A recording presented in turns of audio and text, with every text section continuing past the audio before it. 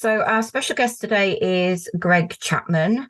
Greg is an author and he's also a book cover designer and illustrator who has dark-designs.com. Welcome to the show. Thanks for having me, Crystal. It's a pleasure. So, can you tell us a little bit about yourself? Okay, so I live in Australia and I've been writing and having fiction published for the last 10, 11 years or more. The book cover design probably only in the last 5 to 6 years of those. It's just something I got into in addition to the writing because I had these graphic design skills and I was seeing a lot of other authors and publishers calling out for cover designers, and I just dove in, and next minute I was getting a lot of requests to do book cover design. So it's just sort of a side gig to the writing. Yeah. And how are you finding both? Which do you prefer? Look, I love doing both equally. The writing is probably more labour intensive, if you could believe that. A lot of the art stuff that I do, I sort of see as a little bit of therapy, art therapy. I've just always drawn since I was a kid, and I've just developed it over many years, and it's just something I like to do. I did recently have a bit of a break from cover design because I was getting quite a few requests to do that, and it was taking away from other projects that I wanted to do around writing. But I've just gotten back into the cover design again. Yeah. So do you find it's easier to kind of do your own inspiration of covers or take requests?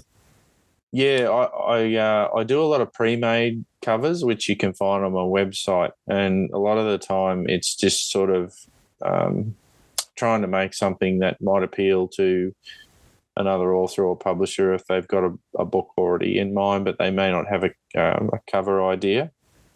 So I do make a lot of pre-mades. Just sort of, I find it fun just manipulating images and seeing what comes out the other end.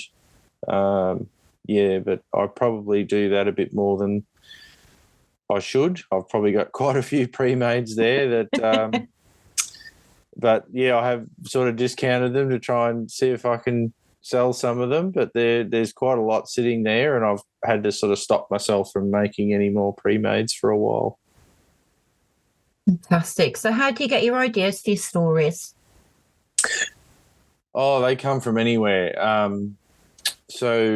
With my new collection that's about to come out this time tomorrow, there's a story in there about a clown for hire who has just the worst day of his life, and the whole idea for that story came from me wondering what they do with their black balloons.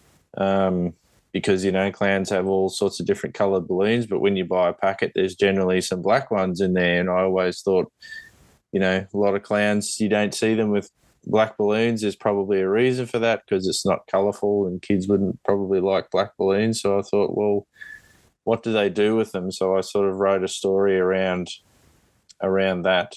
So inspiration can come from anywhere, news articles or... In my early days, I used to just be inspired by words, simple words or interesting words. I'd look into the definition and go, I could write a story around that. Fantastic. So how do you go about creating a believable and relatable character? Well, I used to be a journalist. I was a journalist for about 10 years, and I met a lot of different people. A lot of them were very interesting characters, had their own sort of eccentricities and ways of talking, and I think that stuck with me. My very first novel, Hollow House, was inspired by an incident that happened where a man unfortunately passed away, and we'd previously done a story with him because he'd been burgled, and we went back to his house, and when he passed away, and I ended up speaking to a lot of his neighbours, and all of his neighbours had very interesting and mostly nice things to say about the guy, and it was just something that stuck with me, and I ended up using that in my novel. So people are interesting, and I always try and store that away and use it in my stories. I think horror is more believable if you have a very relatable and believable character. Brilliant. So what is your favourite trope that you like to write about? I like to twist tropes. I like to mess around with them. So again, Hollow House was one where I took a haunted house trope and sort of made it my own by not actually setting the story in the scary house, but in all the other houses around the scary house. So I always go out of my way to twist these tropes, but I probably I like the jump scare. I like giving people that sense of dread throughout an entire story, and then giving them a really good shock or a bit of a fright throughout the story. And I think it's tropes are just so fun to play with. You don't have to actually stick with the norm. You can do whatever you like, try and make it your own. That's right, you can. I mean, there's so many people, there's so many tropes out there. Like you got your zombies and your vampires, your haunted houses, and it's about putting a uniqueness to them and twisting them to make them your own. Yeah, definitely. Yes, I think it's you're doing yourself a disservice if you just stick to the same old concepts and ideas. I think you have to try and make your work as original as possible, and I've always felt like I've strived to do that.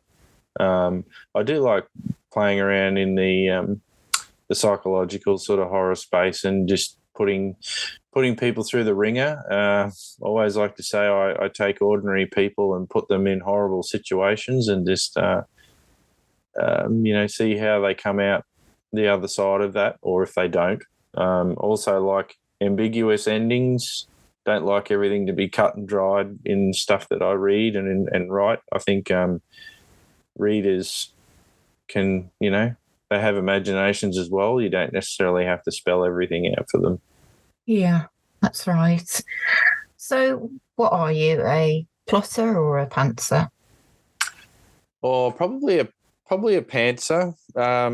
I come up with the ideas and the concepts and maybe just have a rough idea in my head of a beginning, middle, and end, but then I just sort of let the characters I just follow their journey and just sort of see where they go with it. Hollow House had a bit of a rough sort of mud map to it, but in the end, it was all just inspired by the characters, and there's a hell of a lot of characters in there. There'd probably be 10 or 15 different characters all living in these different houses with their own problems, and I just had fun tormenting them.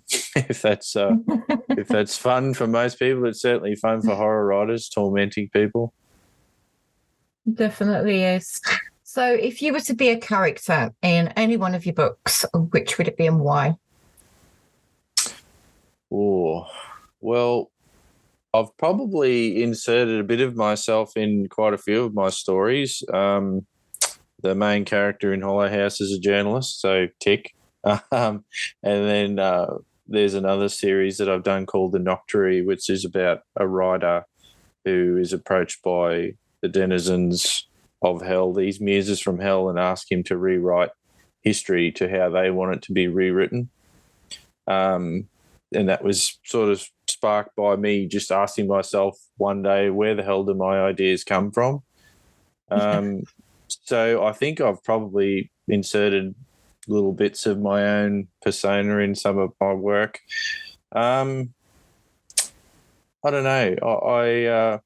Like I said, a lot of my characters are sort of put through hell. I don't think I'd really want to be any of them. I certainly wouldn't want to be Giggles the clown from my story Happy Days, which is in Midnight Masquerade, because I did really put him through an awful time. I don't think I'd really want to be any of them. That just goes to show what you put your characters through. Yeah. I really do put them through hell, and I have a lot of fun doing it. So, what's been the most difficult scene that you've had to write?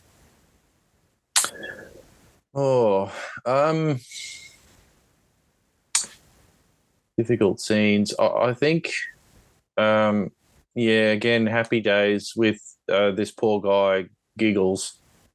His day starts off with his wife basically telling him she's had enough of him being a clown and being a bit of a loser. And I think that was quite a tough scene because there's just, that's just a real thing that happens to so many people every day, that relationships end. And I think it was me trying to capture the sincerity of that particular scene, and just setting off what a horrible day this guy's about to have. So it was difficult to try and make that as realistic as I could. Obviously, not speaking from my own experiences, I haven't had any relationship troubles myself, but I know that people go through that, and I also just knew that it would probably trigger some people. But I think it still makes for an interesting story because it's real. It's about a real person rather than a monster or something supernatural that you can't see. Fantastic. So, what's been your most popular book, and why do you think it has been? Probably a Halloween novella I wrote way back in 2012 called The Last Night of October, which is also reprinted in this Midnight Masquerade collection. It's basically about an old man who is visited by the same child every Halloween. And it's basically about who this child is and how it relates to the old man. The old man's sort of dying from emphysema, and he has a new nurse that comes along, and the nurse accidentally lets this child into the house, and all sorts of weird and scary stuff happens. And I think that one's probably my most well-received novella. Yeah, fantastic. So, can you share a piece of memorable feedback from a reader? I guess I had a lady. I occasionally get asked to be a guest author at some conventions here in where I live here in Brisbane, in Queensland, Australia, and I had this lady come, and she read, I think, only one of my stories, and she was an older lady, and someone I didn't really imagine reading horror fiction, but she proceeded to buy my entire catalogue of works after that. And then I see her pretty much every time I have an appearance somewhere, and I think that in itself is the feedback that every author wants, just someone who genuinely appreciates what you do, and that they love your work and are prepared to part with their money for it. Fantastic. So, what advice would you have for aspiring writers who want to break out into the horror genre? The horror community is definitely one that people should get involved in. So I wouldn't be where I am today if it wasn't for the Australasian Horror Writers Association. They had a mentor program back in 2009, and I basically was lucky enough to get onto that, and that led to my first few publications. And I think that's key. You have to be part of the community. You have to be someone who's willing to support other writers. I think don't see it as a competition. Just see it as a journey that every sort of horror writer's on. And I think that's just as important as making sure that you have worked on your skills as a writer, making sure that your stories are as perfect or as close to perfect as the ideas that you come up with. And I think with the support of other authors, you can do that. So I would say definitely join an association or join a local writers group and get that support and other people who are all on the same journey. Fantastic. So are there any exciting projects that you're currently working on that you can share with us? I've recently done a few book covers. I can't really talk about those, but I think I have a story coming out in an anthology of military horror called Snafu Punked. So I have a story in that's coming out, I think, tomorrow as well.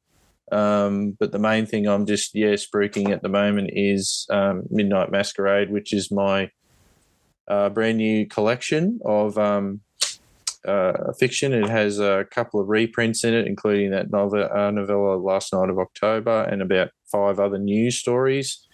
And next year, around the same time, I'll have another collection coming out. So I've been working on those and finessing all of those. And I do want to try and get into some more short stories. So, hopefully you'll see some more short stories of mine out there in the wild. Great stuff. Sounds like you're going to be extremely busy over the next few months. Yes, I think I will be certainly into early next year. I'll have plenty to keep me going. Brilliant. So where can listeners find your books, Greg?